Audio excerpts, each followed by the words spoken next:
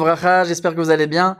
Une nouvelle histoire extraordinaire. Si vous avez cette carte Joker, cette carte pour Rosh Hashanah ou à tout moment dans l'année, vous allez rayonner chez Hachem. Pour Hachem, vous êtes rayonnant. Et quand on est rayonnant, Hachem vous donnera Bezrat Hachem par ce mérite-là. Une vie agréable, une année agréable, tellement agréable. Ah là, celui qui a ça, il est aimé d'Hachem. Il est aimé d'Hachem. Ce chidouche-là, c'est le Rav Shneur Goethe qui nous l'enseigne à travers un chidouche, un Teilim du roi David. David Amelech, il écrit dans le Teilim Hine matov umanaim shevet achim gam yachad. Qu'est-ce que c'est agréable, qu'est-ce que c'est bon, qu'est-ce que c'est agréable pour deux frères, des frères qui sont unis, qui vivent une étroite union, qui sont unis. Vous savez, pas dans la dispute, pas dans l'harmonie, dans la paix. Mais il y a un mot ici en trop, les amis.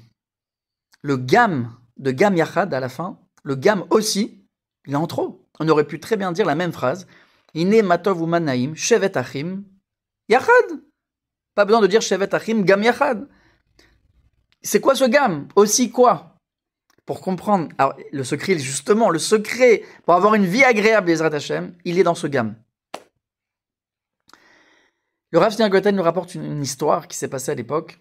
Il y avait un roi une fois qui avait rassemblé tout le monde. Il avait rassemblé tous les habitants de la ville. Pourquoi? Parce qu'il y avait un condamné à mort.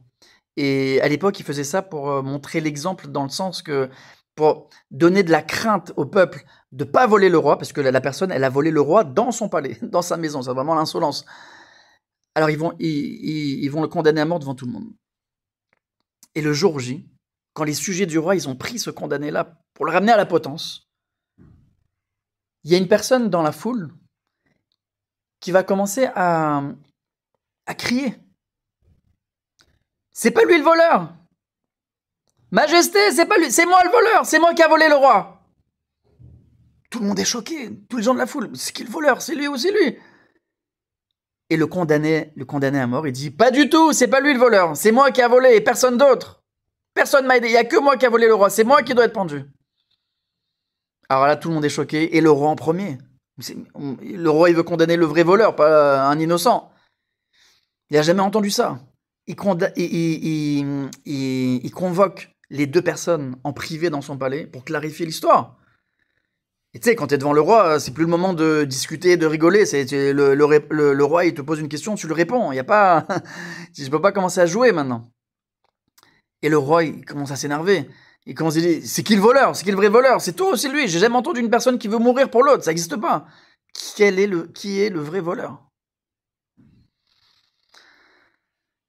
Et l'homme qui avait intervenu comme ça au milieu de la foule pour dire que c'était lui le voleur, il dit Majesté, le fait que le condamné vous a volé, c'est regrettable. J'avoue, c'est regrettable. Il n'aurait pas dû.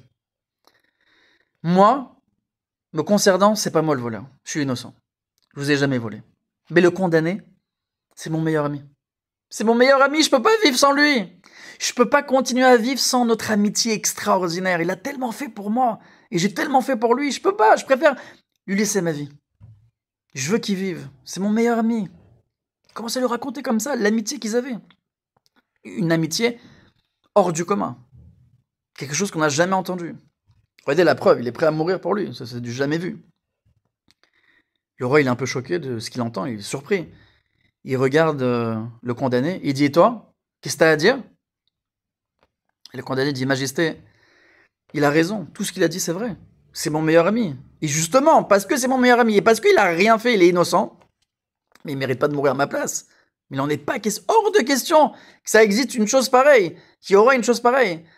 C'est moi le voleur, et uniquement moi, comme je l'ai dit tout à l'heure, devant tout le monde, et c'est moi qui dois être pendu.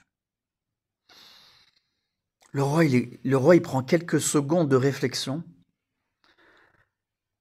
Il réfléchit à quoi faire, comment trancher cette histoire. Et il leur sourit. Il leur dit, écoutez, une amitié comme la vôtre, je l'ai jamais entendue. Jamais j'ai entendu une amitié comme ça. Un qui est prêt à mourir pour l'autre, et ce que vous m'avez raconté, jamais entendu ça. Une amitié comme celle-ci, c'est rare et unique, précieux, et elle m'intéresse. J'aimerais faire partie de votre amitié. Je veux devenir ami avec vous, comme ce que vous l'êtes l'un pour l'autre. vous donnez tout à l'autre, cette union parfaite. Je veux être ami avec vous, ça m'intéresse. Et le roi, il demande à ses sujets, ils ont ouvert une table. Un festin immense, à boire, à manger, les repas les plus copieux du roi, les plus incroyables, les plus gastronomiques, incroyables. Et ils ont bu, ils ont mangé dans une grande joie. Et le condamné à mort, il est passé de condamné à mort à meilleur ami du roi. Et quelle amitié, une amitié précieuse, comme jamais il y aura au monde. Ils ont bu, ils ont mangé, et les trois, ils sont devenus les meilleurs amis du monde. Les amis, c'est ça que David Amelech, il dit dans les Teilim. Hine matov umanaim shevet achim gam yachad.